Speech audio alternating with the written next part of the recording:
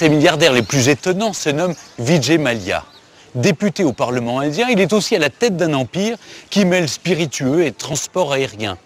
Dernière acquisition de sa compagnie aérienne, 5 Airbus A380, le géant des airs.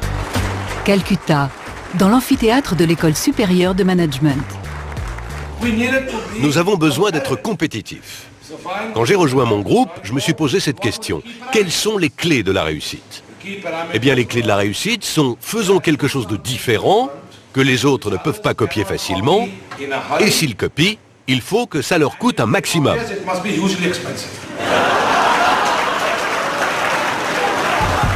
Après sa conférence devant les étudiants en management de Calcutta, Vijay Mallya prend la direction de l'aéroport avec de grosses berlines rouges, couleur de son entreprise. C'est à bord de son Airbus personnel qu'il traverse le pays pour ses rendez-vous. Un Airbus A319 aménagé en bureau volant avec tout le confort d'une maison, lit et douche comprises.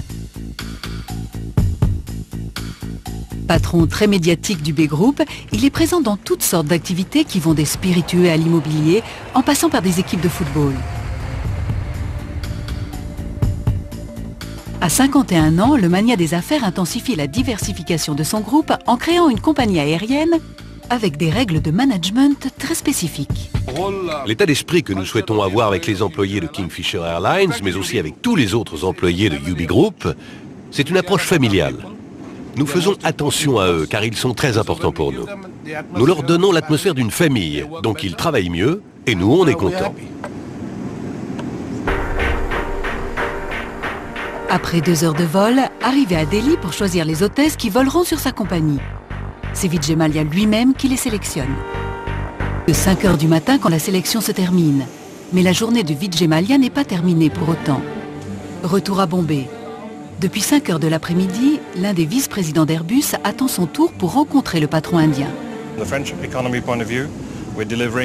Nous livrons chaque année 10 Airbus à Kingfisher. Chaque appareil coûte de 30 à 60 millions d'euros. L'Inde connaît un véritable boom économique. C'est réellement une très forte croissance, la plus forte du monde actuellement. Airbus livre un avion par semaine aux nombreux clients que nous avons dans ce pays. Depuis la création de sa compagnie aérienne en 2004, Vijay Mallya a donc acheté à la France pour 6 milliards d'euros d'Airbus. Chaque nouvel appareil livré est inspecté minutieusement par le boss en personne.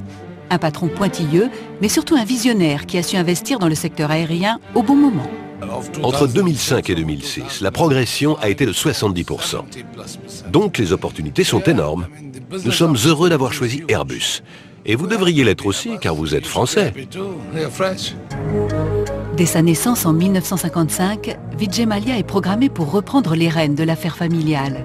C'est en 1947 que l'histoire de cette réussite économique commence, au moment de l'indépendance du pays, quand son père achète les bières Kingfisher. Mon père était très spécial. Il voulait que je souffre beaucoup pour apprendre les valeurs de l'argent et de la réussite. Et je ne pense pas avoir été couvé. J'allais au lycée et après les cours, je travaillais au bureau de mon père pour apprendre les affaires.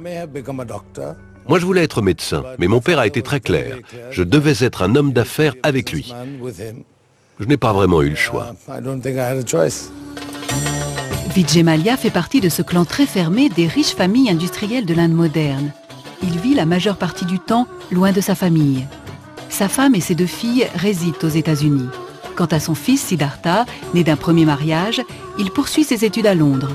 Les 3 enfants ont une place assurée au sein de la multinationale paternelle. Ils n'ont pas l'habitude de me voir tous les jours. Ils me manquent beaucoup. Mais c'est très difficile pour moi d'être un père présent et attentif d'un côté, et de l'autre un homme d'affaires qui assume toutes ses responsabilités. Clairement, j'aimerais que mon fils me succède et devienne président à son tour. Je pense qu'il en a l'envie et qu'il va le faire. L'expression de pays émergent nous a souvent été donnée par le passé. On a comparé l'Inde au Brésil, à la Russie, à la Chine, etc. En Occident, les gens pensent que l'Inde est un pays vraiment pauvre, que c'est un pays émergent. Ce que j'aimerais dire, c'est que l'Inde a toujours été un pays très riche. Les raisons pour lesquelles la pauvreté persiste, c'est parce que notre population a augmenté en dehors de tout contrôle. Mais maintenant, il y a un processus et des programmes de logements sociaux et d'éducation, donc la population pauvre va être prise en charge. Le salaire moyen est de 3 $ par jour, mais c'est beaucoup d'argent en Inde, car le coût de la vie est très bas. Tout est relatif. 3 $, beaucoup d'argent, on peut se poser la question. Sans doute est-il difficile de relativiser lorsqu'on dispose d'un patrimoine estimé à presque 2 milliards de dollars et qu'on collectionne les voitures comme d'autres les timbres-poste. Ma passion est de préserver. Vous savez, les voitures que vous avez vues, elles ne seront plus jamais recréées. La plupart d'entre elles n'existent plus. Si vous avez la possibilité d'avoir ce genre de trésors, préservez-les bien. C'est une part d'histoire. Et c'est ce que j'aime, avoir des trésors que l'argent ne peut pas forcément acheter. Et l'argent n'achète pas tout.